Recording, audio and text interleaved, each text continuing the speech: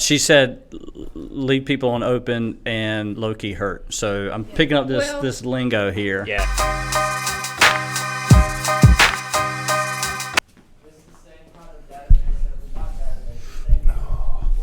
What's up? Not much, man. How are you? Good. So right now we've got about, I don't know, 6-7 students just popped in at the office. Yeah, that's cool. Just another day. Hey everybody, I'm BJ Murphy and this is... Hey, I'm Zac Holcomb. And this is the still unnamed podcast. We're just rolling with it, man. Yeah, it's better that way. Yeah, it was fun. Last week was a lot of fun. And we posted on YouTube, Facebook, Instagram, LinkedIn, and man, you were right, man. Your LinkedIn is fire. I try. It's got some reach, man. It's pretty cool. It's pretty cool. Y'all come in while we're recording. I want to make sure I weren't recording yet. Well, we are recording, but but go ahead. This is Graham Hill. He's you weren't an intern. I mean, you came in off the bat from high school. I came in right off the bat. May of my senior years when you contacted me. His head's probably cut off right now, but that's okay. May of my senior years when you contacted me and asked me if I wanted to be a part of the team, and we just ran wild and haven't looked back. And what have you been doing?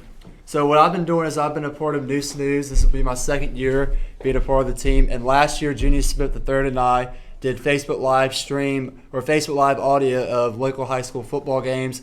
We did the same thing with basketball along with baseball. And now this year, we are stepping our game up a little bit. Just a tiny bit. Just a tiny bit. We've now thrown in Facebook Live streams. So for a video, lot of you, not just audio. We're actually doing a Facebook Live video of football games. So for a lot of you watching this podcast right now, you can do the same thing with our football games. You can tune into our New Snooze Facebook page and see the action on the field as it's happening, along with Parker Mitchell and I doing play-by-play commentary. All right, y'all come here real quick.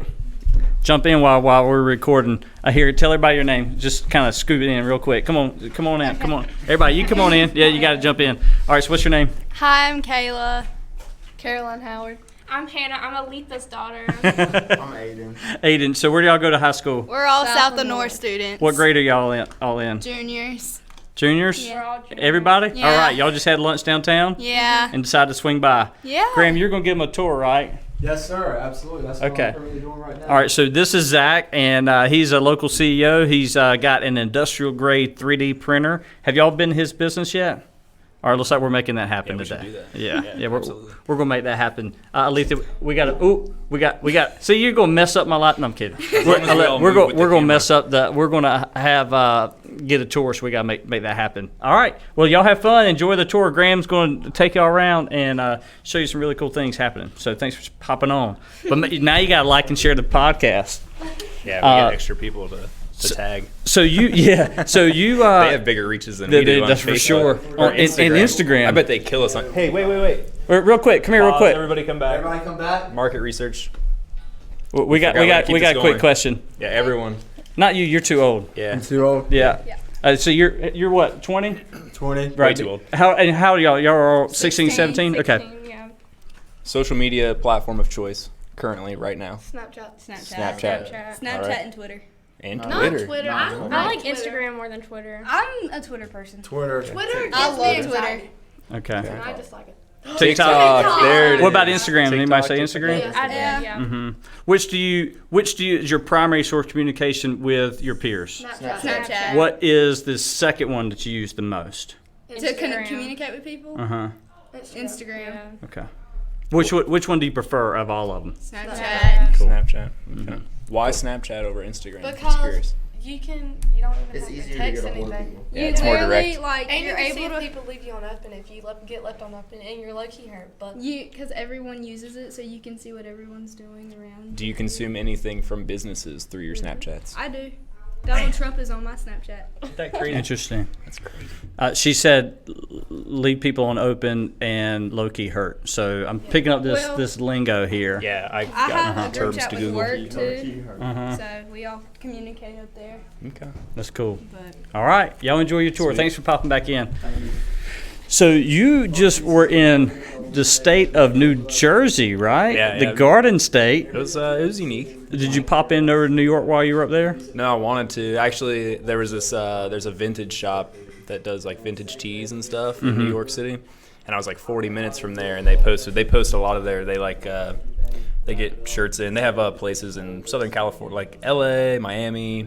They're about to open one in Chicago, and they have one in like Lower Manhattan. But anyway, they do like most of their business. They take pictures of their items and share them on Instagram, but you can only get them in stores, which is kind of a weird thing. But yeah, I like landed and I could have went into town, but I ended up deciding not to. Weather was kind of a thing. And Right. I got in at like 2, so I didn't want to get caught on the wrong side of the bridge. Right. So I learned that while I was there. I've never been there before. Well, and so to say, why were you in New Jersey? So there's an event from a company called SimQuest, and they're like a reseller of a lot of different manufacturing technologies, you could say. So they have like additive manufacturing and CNC machines, 3D printers, all sorts of stuff like that. So they were kind of having they do like an annual open house. Well, it's kind of grown into being like an event. So they did a 3-day event and brought in people to speak and do stuff like that. So I was on a panel discussion on Thursday with 3 other folks that also use the same HP printer that we used. So we're just kind of discussing how we use it. And that's pretty cool. Things like that, my every time I've gone to a summit or conference like that, I've been to many over the years. My experience has been, yes, I learn from the speakers, and I love taking copious notes. But my biggest takeaway is always the people that I meet while I'm at the event, because there's a lot of synergies with like-minded people, and you learn some best practices, you connect, and you build long-lasting relationships. Did you experience any of that this last couple of days? Oh, absolutely. I mean, seeing people that I've met before at similar events, they were also there, so you're retouching on those relationships, and then new ones, and they start growing from there. And it's always nice when you can give them that card and be like, make sure you follow me on LinkedIn. They're like, I don't even use LinkedIn. I got on it getting out of college, but I don't use it anymore. And I'm like, no. And so you remember I did when I was doing the test of the setup for the podcast. Hey, Parker, I think I just saw. Hey, come here for a second. Parker Mitchell, who was one of our former interns doing some work. Hey, real quick, we're filming a podcast. Come here just for a second. You remember Zach, right? I've met him. Okay.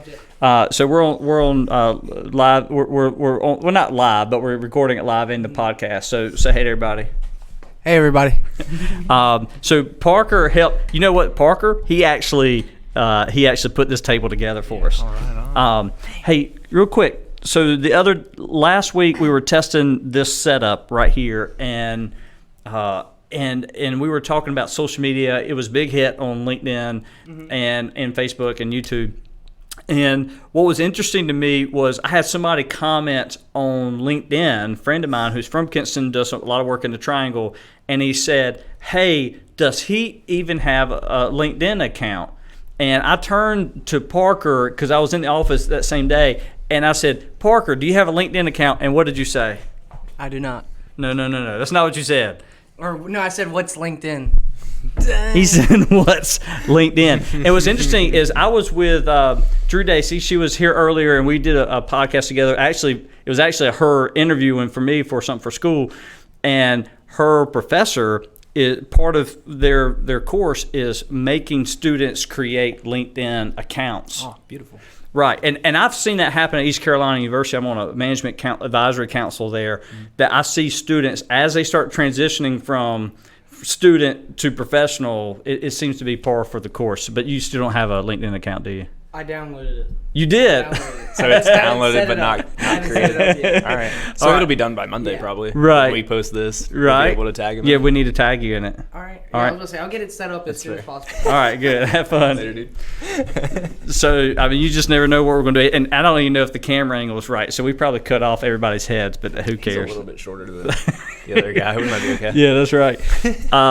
So a bunch of conferences and whatnot. In fact, there's a conference coming up in November that I really want to go to, and depends on my schedule, in Raleigh, called the Internet Summit. So it's really cool. And I learned a neat tip last year. It seemed like it was. You know how, like, you got all these, everybody's trading gifts or something. You make it a funny comment on a post, whether that's on Twitter or LinkedIn has incorporated gifts and on Facebook. But most of the time, you go look at the gifts that are in the comments, the ones available to you. Right. But you can use something as simple as download a gift creator and record your own GIF, right? And then add your own little spin to it. And I just, that one little tip, I was like, there's little things like that people miss in sharpening their skills, creating custom GIFs of your team. Like literally, now this is a new thing my phone has started like showing to me. Now I won't be able to show you now since I'm putting myself on the spot, but it was like sending me like ideas for content based on my gallery. So this is like a plug-in to my gallery on a Samsung phone, and it was sending me like we had like 4 or 5 pictures. This is when I had the kids in last week. We had taken like 4 or 5 pictures, and they were all like pretty similar. And so it had actually, like, one of the suggestions was like, do you want to make this piece of content? And it was like 4 of those pictures set in a GIF. So it was like a boomerang. I was like, yes, I will. Yes. It was free. Right. I didn't even think about it. It just populated into my feed. So I don't know how you get that on your phone. It just started It's probably online. updated with that with the camera or the gallery. Yeah, but it's been pretty cool. But that shows you that the app developers are starting to understand what the market is asking for, and they're trying to find cool ways to incorporate it into their technology. Yeah, I mean, they all kind of like do that, right? I mean, some like Snapchat comes out, and you know what happened? Instagram added snapping. It to sure did. like, The stories. So okay. So there's a lot of that going on too. I mean, think about like you used to buy an iPhone because you could use FaceTime, right? Right. Now you can do it across Instagram. So it's kind of like Right. I heard something the other day. It was like, how do you have an Android phone? Man, I got an iPhone. How are we going to FaceTime? Get an Instagram account. Like, Right. It's been on there. I don't know. Like, I still buy iPhones because I can FaceTime. Okay. Right. It's interesting. But it's just, that's how fast it moves. And like, we're into it. And like, I'm sure I'm probably missing a very key point of that. Like, Right. probably a key feature that's a big deal to like, Yeah. they could probably tell us about. Right, You know? right. No, I get picked on a lot because I'm an Android user. I'm just a creature of habit. I still don't have. I still use a Windows PC, and people were going, "Well, you're doing a lot of video work and graphic stuff. You should have a Mac." I'm like, Adobe Premiere. It works on my computer just the same as it does yours, which is Photoshop included and everything else. So. What do you use for your video? So I've actually changed that. I was using a Sony product called Movie Studio Platinum. It's something I bought 4 or 5 years ago. So it was getting aged on it, but I had figured it out and knew exactly how to work it. And it was interesting is I started, and maybe y'all have noticed, and I did it in this video already, and that is at the beginning there's a 3 to 7 second clip of something funny that was said, or us laughing or goofing off, or maybe the students popping in. And then I do like a brand audio tag. It's my signature, and it's got a really cool beat to it. Well, that is a transparent MOV file. The system I was using could not read MOV files, and I was like, well, you can't have a transparent background MP4 file. It's not possible. And I didn't know that. I always know enough about this stuff to like really just like make it go broke. Just I'm gonna tear it up. I know how to find roadblocks. Right, but I also usually I know enough that I don't need to outsource a lot of it. Right. If I outsource something, it's just because I don't have time to do it. So that was what I did. So I bought a version of subscription to Adobe, and it's got access to a bunch of different stuff. I haven't had time to play with it enough. I'm using YouTube left and right now to figure out some of the features of Adobe Premiere. Did you catch that? Right. Yeah. So some guys out there that knows a little bit more about it, he's making a YouTube video for like 7 minutes. Right. And you're Googling that YouTube video. That's right. How do I do this because I'm stuck? How do I cut this piece of content and move it to the front? How do I delete this transition that I didn't know that I could do? Right. How do I create a lower third so that it shows your name and my name, and I need to add Twitter handles, and that kind of stuff happens. So you go to YouTube or Google and type in how to do this on Adobe Premiere, and boom, it's there. And some person that made those videos, to them, that's so elementary. But they actually, the reason why they took the time to make the video that to them is really dumb and monotonous, but to you it's gold. Like that's why it's there. That's make content. Yeah, right? we've actually, since we did the social media summit, which this idea, I don't know, I can't remember the timeline, but it may have been percolating. It's something that we talked about after the summit. But the social media summit that we hosted as an organization at Magi Media, it was it was like it forced us to reach out to more leaders in the market, forced us to try to corral people to come, even though we didn't charge nearly enough. It was right for what we needed right now.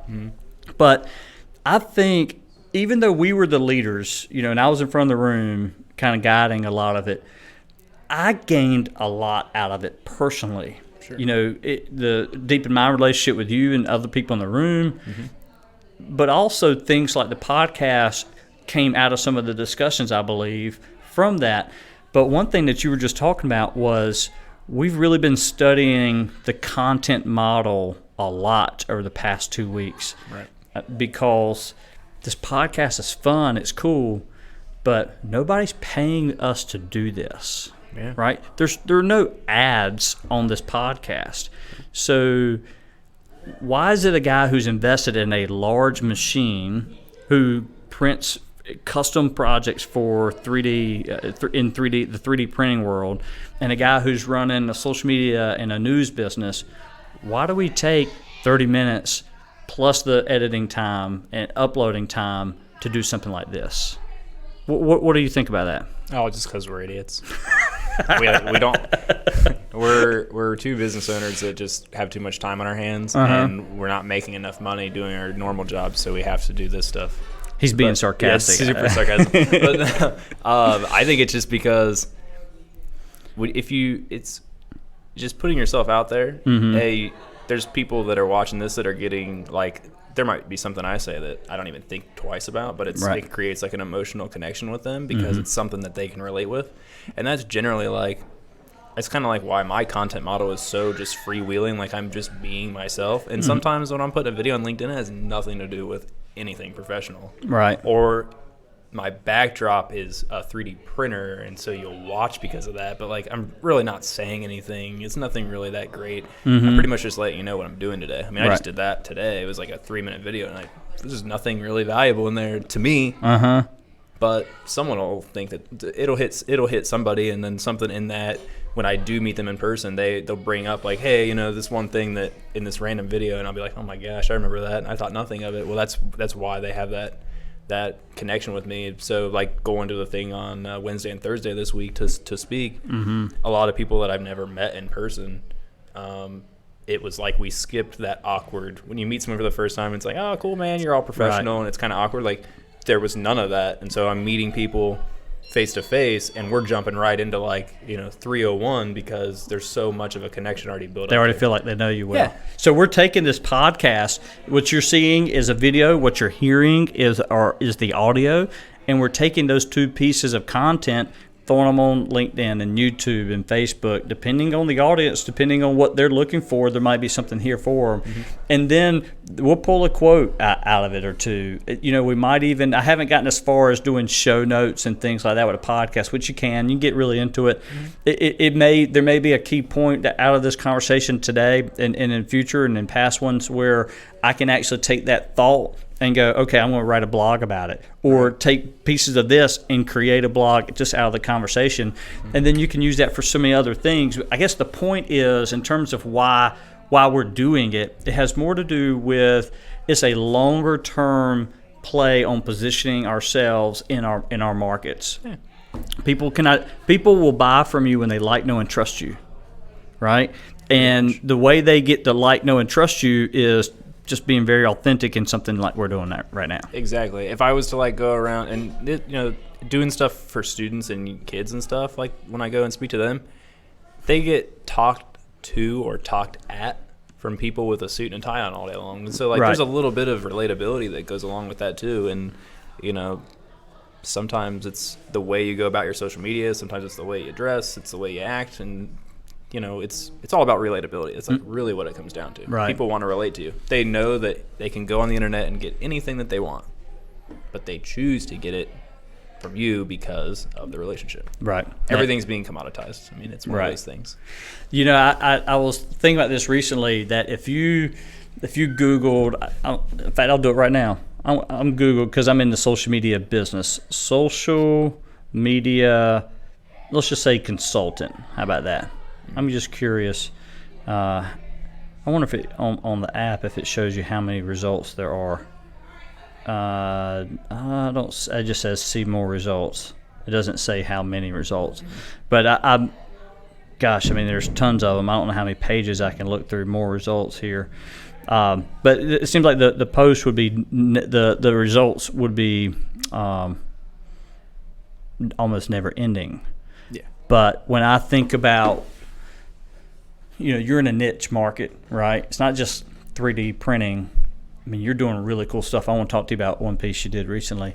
But for me, I'm going, okay, what is it that we're building here? Certainly social media is one. Our news business is the practical application of it. Mm-hmm. And so that new snooze model of hyperlocal news, no pop-ups, no AP subscription, it's free, it's a digital newsletter, it's a website, it's on your phone, it's on Facebook, and you start adding all those pieces together, that new snooze model, that is where we're heading in terms of positioning it in that niche. And so all of these pieces of content are going to be geared towards the long term, right? That. I also often think, and I think I said this at the summit, I also often think about social media. If you go to somebody's Instagram account, you don't just look at the first picture. Right. If you go to their Facebook account, you don't look at the first picture. LinkedIn's a little bit different in how it's positioned in the timeline. Mm-hmm. But typically, you see the first picture, but then you scroll, right? And so what you're looking at is all the other things they're doing. You're looking at their story, right? So when I think of social media, this one video, this one podcast, it's just one small piece of the story. It's a diary entry. Right. That's it. Let me talk about something real quick. Because I saw one of your colleagues, Brent Wright, in the Triangle area of North Carolina, made this post, and I don't think I saw the video where you actually did this, but I did see his video of working with a client. He had a client that had a cochlear implant recently, and you used your machine to print a really cool helmet for wrestling or jiu-jitsu or something like that. Yeah, so she does. She does jiu-jitsu, I think is her thing. So combat sport, rolling around on a mat, getting hit and stuff like that. So she's super hardcore and into that stuff, which is really cool. So she ended up actually having this injury during a practice, I believe. So had to have the surgery, the little implant, which is a little processor behind the ear. Mm-hmm. I mean, it's like in there, man. It's kind of funky stuff. Right. But, she wants to get back to like rolling around on the mats, and she's got 2 kids, I think, and they're pretty rough too, and so they're always rolling around doing that stuff. But I wrestled in high school, so I loved it. I was like, yeah, right on. When he showed me the model of kind of what he was doing, I was like, all right, I know what that is. But so yeah, what he did was he basically took a 3D scan of her head, and then noted the area in which needed to be protected, and then he just kind of went in and modified some of the computer model, and he had the model of her head and then made this on top of it. And then we printed it in the printer and take it out, blow it off, and she puts it right on. I mean, it's form-fitting to exactly hers. It's not like when you go to the store and you get wrestling headgear for $25 or $30, and then you adjust all the straps. It's pretty much a one-size-fits-all. And you're just making it work. And that's what traditional manufacturing is. It's something rigid with some adjustment straps with something soft, and we get close enough. Like we're in a whole society of products where close enough, we've all been cool with that. Like, that's cool, but now we're going to be able to get custom at scale, and that's the trick. Yeah, and I would imagine that right now the cost of doing that for that one individual may be a little high because it's a very customized project. But given the fact that you had this conference and you're working with other people and HP or whoever is selling all these machines, that over time the cost of that production will go down. Sure. And the thing that's going to differentiate you than all these other people are going to be all the other things you're doing to position yourself as the expert in your market. Am I right or right? Exactly. I mean, that's pretty much why, everything we put on the internet can't be patented, right? So that's cool. And that's kind of our thing. We think that everyone should, we think that creating something on a computer is going to be a common skill. I can't think of anything that's silly right now, but off the top of my head. But it's going to be a common skill. People thought that, I know when I was in school, they were teaching us how to like use Microsoft Word and type and get words per minute and all that. And they were like, one of these days, everyone's going to get so many words per minute. And we were like, whatever. And our teachers probably didn't even believe in that at that point. But now it's like, man, everyone can now type that many words per minute on their phone. Right. No one saw that coming. And I swipe with my thumb. I've got the swipe keyboard. I don't peck. I'm just exactly. So I think it's one of those things that are coming, but it's the ability to make whatever you want, because you don't have to worry about, well, can I get a tool in there to grind that stuff out? That's going to be a big deal. One of the things that we talked about on the panel yesterday in New Jersey was a guy said that he's like, it's kind of interesting we have these terms of different people that work for us. And he's like, these people have been designing stuff for 20 years and they're called a senior designer. He's like, but really, the guy that's got 2 years of experience that doesn't have the 20 years of being told what he can't do, his mind is actually better for getting into this whole new crazy thing because he doesn't have all the his mind hasn't been boxed into like what he can and can't do. It's wide open. Right. And so it's kind of like a weird thing. We were kind of joking about it on stage. I was like, it's hilarious. I think the same way. Just because you're a senior, I don't care how long you've been doing it, because the way that it should be done has only been around for 2 years. Right. So, yeah, you have a lot of very good experience. Absolutely. Bring it to the table, but don't tell me we can't do that, because you can. Yeah, I actually it probably still is on my LinkedIn profile, where it allows you to do like a little blurb about yourself. And I don't mean like your resume, just kind of like a mission statement almost. Mine just says, tell me I can't. And that's it, because what a lot of people don't know about me, whether that was political opponent or business opponent, the moment you say he can't do that or he shouldn't do that, it's on. It is. It's on. There is a fire in me that lights up. That's probably why we get along so well. Right? Because I started a business, the news business, in an industry that's been around for well over 100 years. Right? They've been printing papers every day, and I'm going, I think I got a better way. Yeah, and so everyone thinks you're crazy, which means that you're probably onto something really cool. Like, I love that a lot of people think that it's so dumb that we share everything on the internet. You mean you would tell your competitors how to do something? That's your IP. No, it's not. It's stupid. Right. They're going to Google it and get it from somebody else. They're going to figure it out from somebody else. Now, I'll tell you this. I was showing somebody something this week that I was showing them things that I knew, expecting nothing in return. Don't care. I want to help everyone. Let's build. I'm not trying to slice up the pie. I want to make more. Let's get a couple more pies. Right. Yeah. Make the pie bigger. I want more pies. Right. Like, they can all grow, but let's just make more. That's how it is in 3D printing. That's how it is for digital news. The pies aren't even all made yet. They're not. So what's cool is, like, for Magic Mile Media, like, you have that, and your number one example of the fact that what you're selling for Magic Mile Media is like, we can help you do this. Your second thing is the prime example of, if you do follow everything that you say on your left hand, the right hand is what you would get. Right hand is snooze, and left. It's crazy. We're kind of doing that too with East Point Prosthetics. Yeah, it's like you're in an open source entity. That's kind of what you're doing, and that is kind of funny that you think about that in your industry and what you're comparing to ours. That I've told people and our team members often over the last year, we've only been doing News for 15 months, and we've got in a small town, and we got over 4,000 daily email subscribers, and I'm not even. It's been 6 months since I even tried to get people to sign that thing up, and people are still subscribing to it. But that is that. What's interesting is that by the time they figure out what we've done, it'll be too late. Yeah. And what I mean by that is, by the time any of my competitors, whether it's here locally or somewhere else, because I don't know who those others might be later. Sure. Who knows? We might build a news model in Ohio, right? But by the time any of my competitors figure out what we've done so that they can duplicate it themselves, we will have already mastered that and moved on to the next technology. Whereas this is my standard. Now that you finally met that, my standard had already, my goals are already up here. I'm working towards these. Right. And that is a never-ending cycle that will continue to win because our intent is right. Yeah. Your heads and your heart, your head and your heart are in the right place. And you don't care what someone else thinks about what direction you're going, like where the needle is pointing, because you're just going. Like, blinders are on. That's totally it for me. I mean, it's funny that you mentioned that. people in my industry are starting to get all about LinkedIn now. It's kind of funny, and now everybody's like shoving a camera in their phone in their face and recording the videos. Great, Right. Someone asked me like, "Are you nervous?" The rest of the industry is starting to do video on LinkedIn.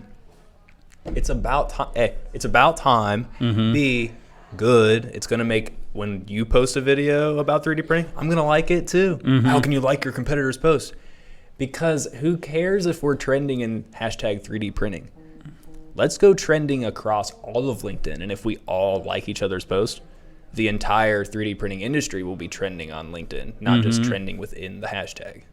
It's a crazy thought. It is amazing, and Crazy. some of these discussions got me back onto doing more on LinkedIn. So I've been a lot more intentional about it. But what was really neat is that I got a notification today that said, "Oh, here it is. Congrats, your post has been trending in hashtag social media marketing." And I was just like, and it was just that 5-minute video I did with Parker.